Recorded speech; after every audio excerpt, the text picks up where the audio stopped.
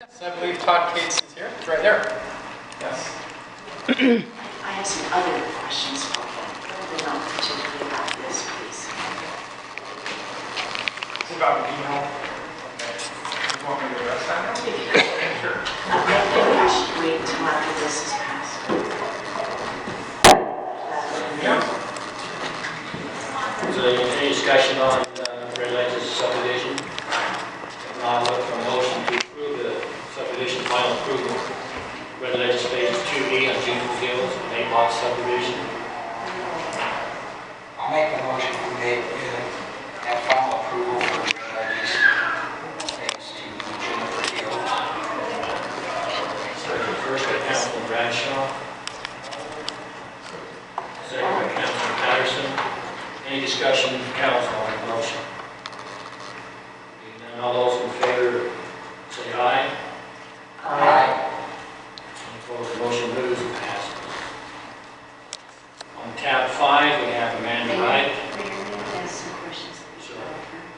Sir, could you tell me the condition of the trails or the phases that you're in before you will build the trail from the public park up to the open space? Sure.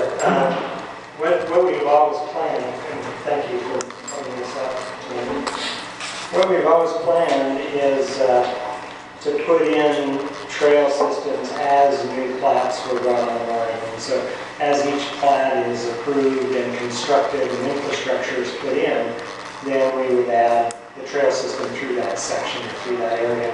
So currently, we've got a trail that runs along Center Yes. Street, But Lake that Ridge is, Road. we will use it. But I'm concerned about the one by Lindsay Hill. Yeah, Can you point that out, please? so Lindsay Hill would be right here. Are you referring to coming up this side? The one that's the gravel. So this is where our maintenance center sits currently. There's an asphalt trail that comes along and ends somewhere about right in here.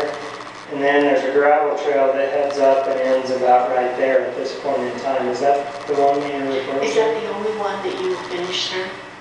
That's the only gravel trail that I know of that's finished at this point in time. I'm trying to think of any others. I believe that's it. Well, I'm hearing concerns that the trail's not very usable, that the slope of the trail is just not conducive for using it. Now, what do you think? Well, I do know that this area right here is a bit steep. I don't know if it's unusable. I don't know if I'd use that word. I've hiked up it myself, and I think it's fine to hike on. Ultimately, there's going to be over here a public equestrian center. And this trail is really going to be more equestrian oriented to come up this side. This area up here is about 400 acres of open space. We'll have a perpetual open space easement on it. And so the idea is to get horseback riders up this side.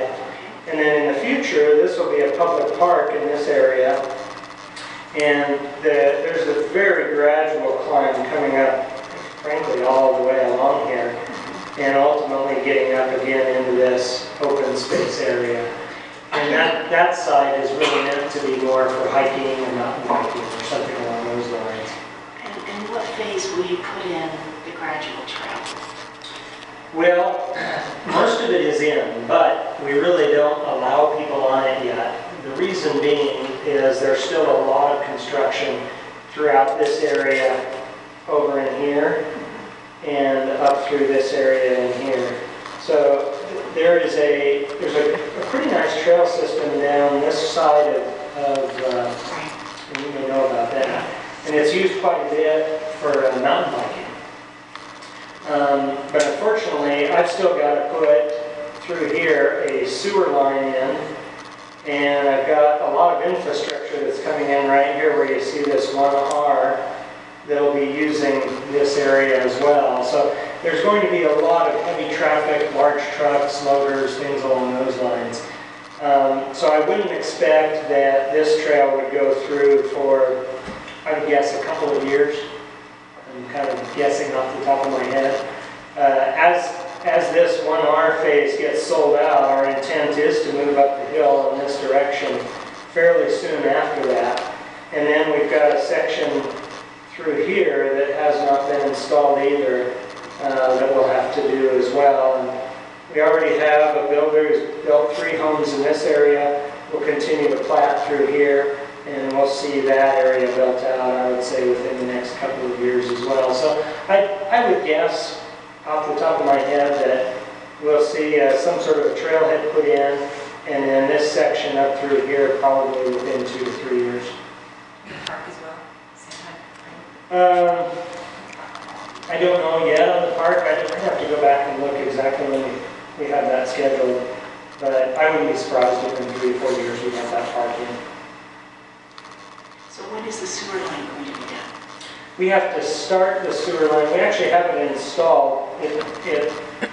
This is kind of where the sewer line ends. All of our sewer gravity feeds down to this corner. We actually have the sewer line in from this point all the way up to our northern border.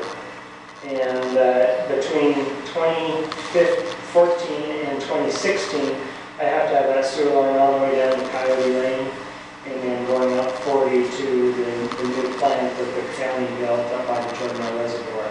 So within 2 years, we'll have that sewer line all installed, and at that point, that profile that the sewer line and the water line sit in would become very useful.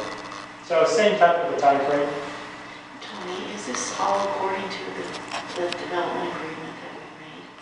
Yeah, may I? Approach the microphone. Thank you. So, the city entered into a master plan agreement with the developer, and the amenities were based on phasing.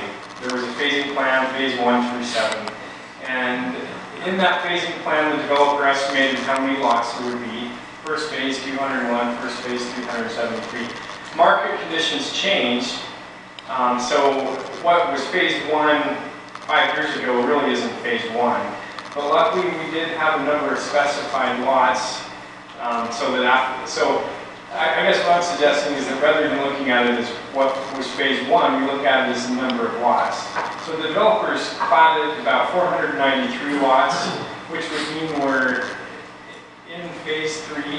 If you look at the amenities that the developer had promised, that we would see the golf course, it's complete, Lake Creek Road improvements, clubhouse is in process. Relocate the water lines, that is in process with phase 1P. The bypass trail is something we've got to talk about because the bypass was moved to 2016. So we've got to talk about how that is going to be done.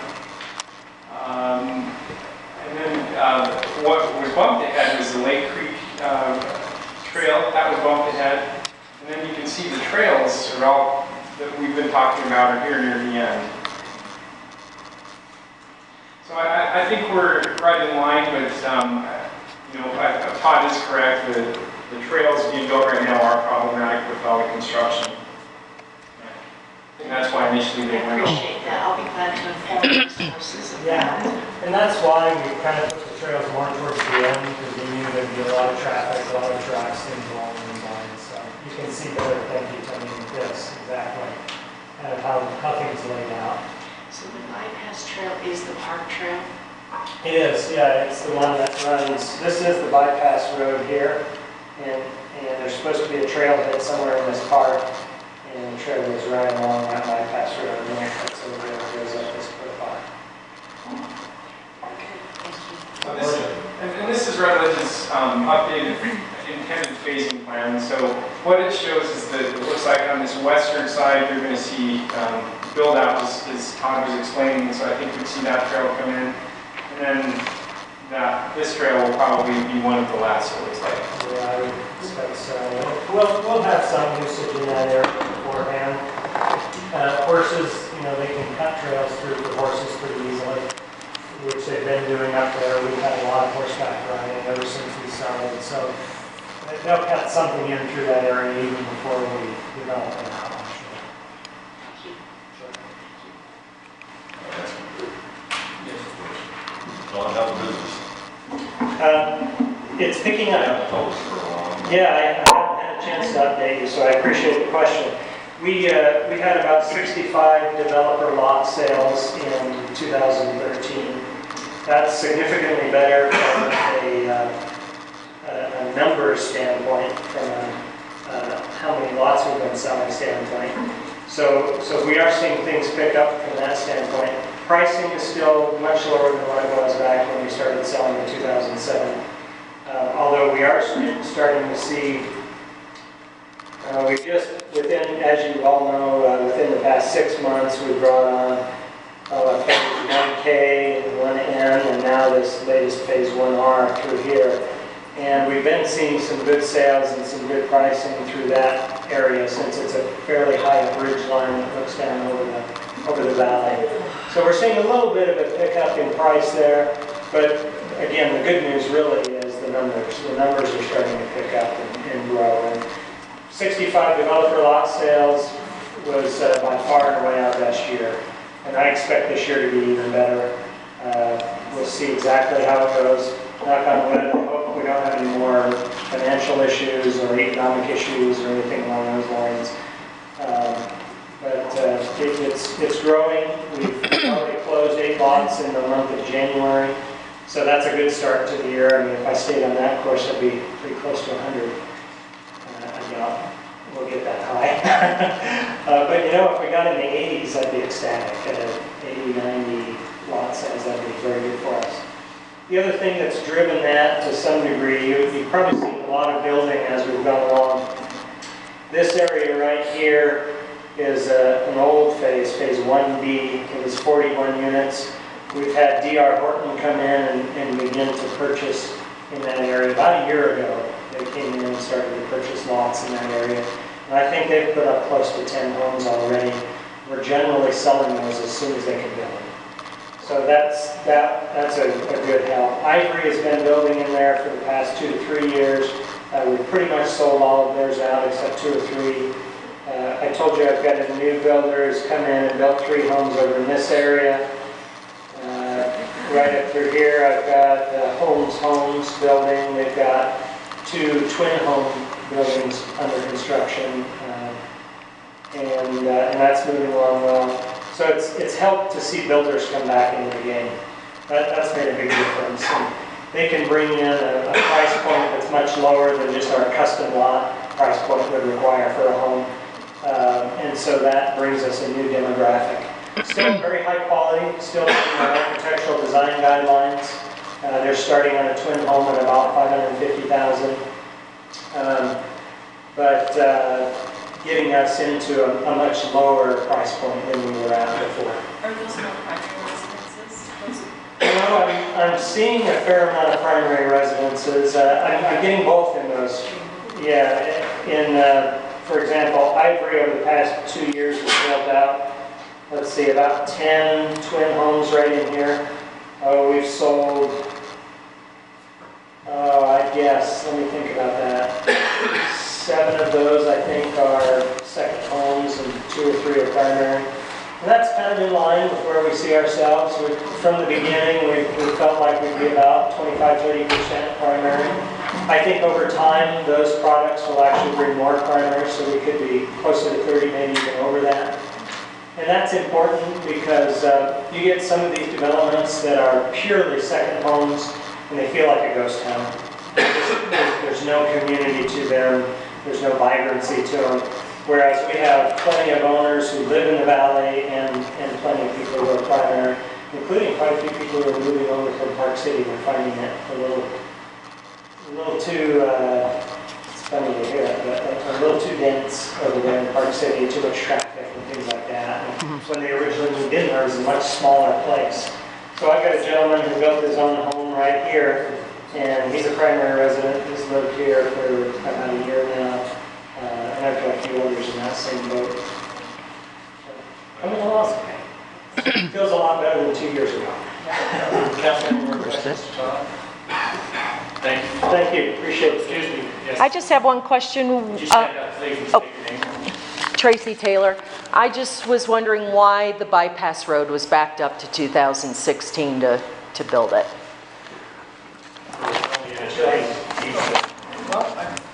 Well, it was a between the city and Red Ledges that the road wasn't needed at this time, and at the request of Red Ledges, the city agreed to delay that until further traffic was warranted. I could add to that just a little bit. I don't know how much you know about the bypass road, but ultimately this road curves around and gets into Mill Road right here. And then from there, it's supposed to shoot out to 40. And until there is the traffic that really requires that road to be put in, and B, somebody develops the land out in this area, there's really no point to having it there. And all it's going to do is give you another route to Mill Road, which is the same thing as driving up here. So it's kind of a situation where, well, do you build it and wait for all the traffic to come, or do you wait for the traffic and then build it? And given where we've been economy-wise, we felt like surviving was the most important thing. We didn't want to go under, we didn't want to go bankrupt. We wanted to keep Red Ledges vibrant and growing and progressing forward. And so that was a very important part of the last 3 or 4 years, is making sure that we could keep things rolling along. Well, I thought part of the reason why we were going to have the bypass was to diffuse some of the traffic on Main Street. That was one of the big reasons why we were going to do that. And I would guess that Main Street's failing certain times of the week, so especially on a holiday weekend. So that's my question, is the traffic was coming on the east side of our valley, and we wanted to diffuse it from going right to Center Street to Main Street. Yeah, this isn't a Main Street bypass. This is a bypass that was built to direct traffic around Center Street. Right, and This is not the bypass we're talking about for the truck route. I know that. Okay. I'm talking about the original concept of what the bypass road was for, was to get traffic from the very east side of our valley to diffuse in different directions and not come straight into Main Street. I mean, that was the original reason why we needed a bypass road on the east side of the valley to come in a different area of Main Street. So that would have come in to Main Street on the north end of town, north of Smith's grocery store, out of town. That traffic would have been diffused instead of coming right to Center and Main. Is the bypass road not going to be gated then, as your other road? No, it's a public road. It's a But public until road. somebody develops the area, You're I correct. understand. That is the There's no intent, reason is to to put it pull in. traffic off of mostly no, Center it's just Street. gonna throw everybody And really right Main down by Street where Or the you will. develop But again, around. if there's no outlet all the way to 40, then it doesn't do that job. And so you kind of have to wait until the property to the west That's of what Mill Road, really west of the cemetery gets developed. Once that's developed and the road cuts through there, then it'll accomplish what you're talking about. Well, it's hard to put a bypass road after a development is made and homes are already existing, and then the bypass road goes in. That's what happened this time. So that's all I'm saying, is the original concept was to allow developments in the future to know where that bypass road was going to be, so it wouldn't affect property values after people moved in. And that- Correct? And that bypass is already staked out, and frankly, a lot of it's graded in. So it's set, it's there, it's not going to change. Oh, okay. I thought it was going to change when the development goes in. No, it's not changing at all. Okay. Right away's been purchased. Yeah, everything's been acquired for that. There's an easement that's been acquired, there's a lot that was acquired, and then our property is already set up for it. Then that's my question. Why don't we just go ahead and build it? If it's already acquired, you don't have to wait for the development to go in to figure out where it's going to be. We have a gentleman, please stand and state your name. My name's David Nelson. I just happen to be here today. Unrelated to this, but I have an affiliation with the group that owns the property below what you're talking about, and it will eventually, it is already planning for it to come through there. So it's not like it's not planning, but if they were to build this right now, all you're doing is throwing all this traffic to come down, around by the Stake Center, and then back down on, is that 5th? All you do is make a horseshoe and tell the developer of that property down below puts the road through.